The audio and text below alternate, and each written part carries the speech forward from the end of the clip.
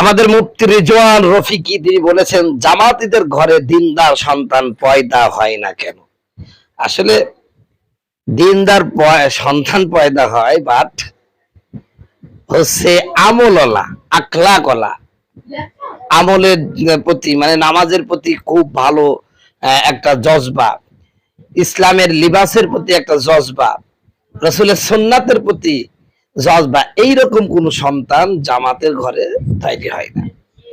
দেখা যাচ্ছে তার দাদা বা তার বাবা ছিল বিশাল আলেম, কিন্তু তার মেয়ে জামাতের ঘরে আর কি, তিনি বড় আলেম, জামাতি বড় আলেম, বড় বক্তা, কিন্তু মেয়ে দেখা যাচ্ছে টেডি মার্কা, ছেলে আর এক টেডি, মানে এইরকম একটা অবস্থা তৈরি হয়। কোনো আজও পর্যন্ত আমি জামাতের কোনো বক্তার কোনো মেয়েকে দেখিনি যে খুব দিনদার, পরেজগার, নামাজি, পর্দানিসীন। এবং জামাতের যারা বড় বড় বক্তা তাদের কোনো সন্তানকে দেখি নাই যে সে বিশাল দিনদার, বিশাল আল্লাহওয়ালা, বিশাল ভালো, ইসলামী লিবাসের প্রতি মুগ্ধ, বা সেই ইসলামী লিবাস ছাড়া চলে না, এরকম দেখি না। বরং ওদের পোশাক আশাক দেখলে আর তার বাবাকে দেখলে মনে হয় যেন ওর বাপ হচ্ছে উত্তর মেরু, সন্তান বা মেয়ে হচ্ছে দক্ষিণ মেরু, এমন একটা অবস্থা তৈরি হয়। তো মুফতি রিজওয়ান রফিকি যে প্রশ্নটা ফেসবুকে করে ফেলেছে, আমার মনে হয় এরকম প্রশ্ন তো কি ব্যাপার রে, আমি আজও পর্যন্ত কত জামাতের বড় বড় বক্তাদের সাথে ওয়াজ করেছি, আজও কোথাও দেখিনি যে কোন জামাতের বক্তার তার সন্তানরা বড় দিনদার, পরেজগার, মুত্তাকিন, এরকম কোনো দেখি নাই। আবার ওনারা আবার আমার এই বক্তব্য বলতে পারি, তাহলে ওই পোশাক আশাকই দিনদারের ভিত্তি, পরেজগারের ভিত্তি? আরে ভাই, ভিত্তি না। আল্লাহ তো বলছেন অলিবাসুত তাকওয়া যালিকাল খায়র। তুই যে টেডি মার্কা পোশাক পরিস, এখানে তুই হলে গেলি কি বা নিষিদ্ধ জায়গায় গেলি কি? কিন্তু তোর পোশাকটা যদি জুব্বা হয়, পাগড়ি হয়, অথবা সুন্দর পাঞ্জাবি পায়জামা, যেটা কমই মাঝে ছেলেরা পরে, এইটা পরে গেলে দেখা যাচ্ছে একটা খারাপ জায়গায় যেতে গেলে একটা বাধা দিবে, এটাই তো লিবাসুত তাকওয়া। তো যাই হোক, আজকে আমাদের রেজওয়ান রফিকি ভাইয়ের এই প্রশ্নটা দেখে মনে পড়ে গেল, তাই আপনাদের সাথে শেয়ার করলাম। তো জামাতের যারা বক্তা আছে ভাই, আপনারা আপনাদের সন্তানদেরকে একটু দিনদার বানানোর চেষ্টা করেন। আর আমরা কওমিরা, আমরা তো আমাদের সন্তানদেরকে দিনদার বানাতে পারি, তা আপনারা পারবেন না কেন? আপনারা তো উদাসীন হয়ে যান। আপনি তো এই হলো হুজুরি পড়ি আজকে কোটি কোটি টাকার মালিক হয়েছেন, তাহলে আপনার ছেলে মেয়েকে ওইভাবে গড়ে তুললেন না কেন? না, এত কোটি কোটি টাকা আপনি হয়তোবা, আপনি যদি জেনারেল লাইনে পড়তেন এত টাকা হইতো না আপনার, কিন্তু এই লাইনে পড়ছেন, বক্তা হয়েছেন, তাই হয়েছে। সন্তানগুলোকে তো এইভাবে আরো ভালো কিছু করার দরকার ছিল, কিন্তু করেন না কেন?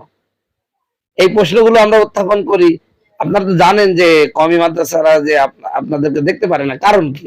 তাহলে আমরা সেইটা সংশোধন হওয়ার তো দরকার, সে সংশোধন হন ইনশাল্লাহ।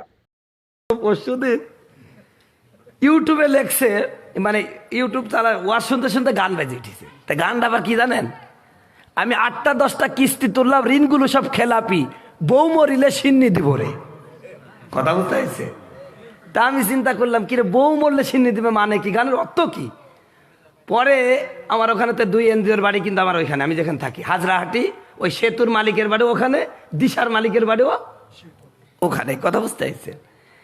তে ওদের জিজ্ঞাসা করলাম এই গানের অর্থ কি? কয় বলছে, হুজুর এই যতগুলো এনজিওর সমিতির টাকা তোলা হয়, এই টাকাগুলো সব বোন নামে তোলা হয়।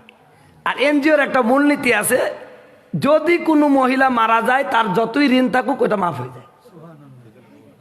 কথা বুঝতে পারছেন? এখন ওই লোক যে 8টা 10টা কিস্তি তুলিছে, ওই সমস্ত একটাও ঋণ দিতে পারে নাই, তো চিন্তা করছে বউটা যদি মরে যেত তাহলে ঋণগুলো আর দিয়া। কথা বলুন ঠিক কিনা? আরো বলে পাইতো। তে এই যে একটা অবস্থা, তাহলে সুদ হারাম না হারাম? সুদ ঘুষ হারাম সেটা নতুন করে বলবো কেন? সুদ ঘুষ হালাল তো নয়, ভালো করে তুমিও জানো, ঠিক কিনা? সুদের টাকা আজকে তুমি করছো বাড়ি, করছো ঘর, কি জবাব দিবে তখন যখন যাবে কবর ঘর? থাকতে সময় হও হুঁশিয়ার, রবের হুকুম তুমি মানো, সুদ ঘুষ হালাল তো নয়, ভালো করে তুমিও জানো। সুদ হারাম, তারপরও আমাদের সমাজের এক শ্রেণীর মানুষ সুদ খেচ্ছে, আবার নামাজও পড়ছে। কোন কোন মসজিদে তো সুদখোর সভাপতি হয়ে গেছে। কথা বলছে না কেন? এই সভাপতি ভাই এই কথাগুলো বললে রাগ হবেন? আমি কিন্তু অন্য ওয়াজ করতে পারি না, বাস্তব যা চলে সেটাই ডেলিভারি দিয়ে দিই। কথা বলুন ঠিক কিনা? আমার ভাইয়েরা, আমরা তো মনে করি নামাজ পড়লেই জান্নাত চলে যাবো, হয়তো বা জিকির করেন লা ইলাহা ইল্লাল্লাহ।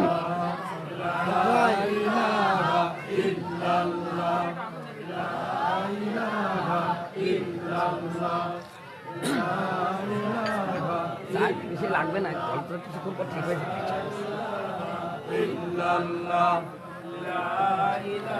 চোখেরই পলকে তুমি হতে পারো লাশ। লা হাওলা।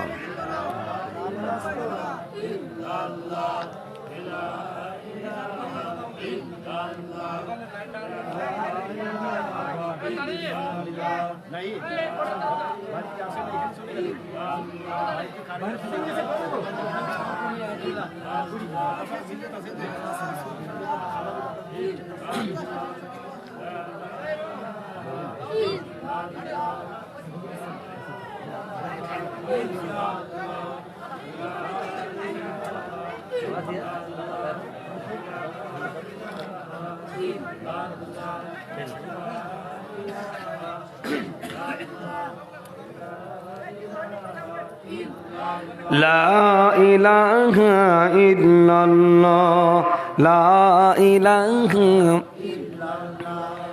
আমার জীবন, আমার মরণ, আমার বন্দেগী, ইয়া ইলাহি কবুল করো আমার জিন্দেগি। আমার জীবন, আমার মরণ, আমার বন্দেগী। প্রিয় ভাইরা আমার, কি বলতেছিলাম? সুদ আলোচনা করছিলাম। সুদ খায়, আবার সভাপতির চেয়ারটাও দখল করে ফেলেছে। কথা বলুন ঠিক কিনা?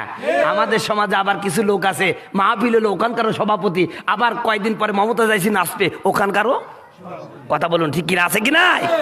নামের আগে দেখো আল্লাহ লেখা তার, মদের আসরে সে থাকে, সুদ ঘুষের হাজানি আছে যত অন্যায়, একটু আধটু করে থাকে, বেশি থাকে না। কটুক থাকে, একটু আধটু করে থাকে। নামের আগে দেখো আল্লাহ লেখা তার, মদের আসরে সে থাকে, সুদ ঘুষ রাখা জানি আছে যত অন্যায়, একটু আধটু করে থাকে। এমন চরিত্রের মানুষ রূপী যারা, তাদেরকে কেমন লাগে? ভণ্ড ভণ্ড লাগে যে ওদের, ভণ্ড ভণ্ড লাগে, ঠিক কিনা? আমার বন্ধুগণ, আল্লাহ রাব্বুল আলামিন কুরআনুল কারীমের মধ্যে কি বলছেন শোনেন। আমার আল্লাহ বলেন, উতলু মা উহিয়া ইলাইকা মিনাল কিতাব ওয়া কিমিস সালাত ইন্নাস সালাতা তানহা আনিল ফাহশাই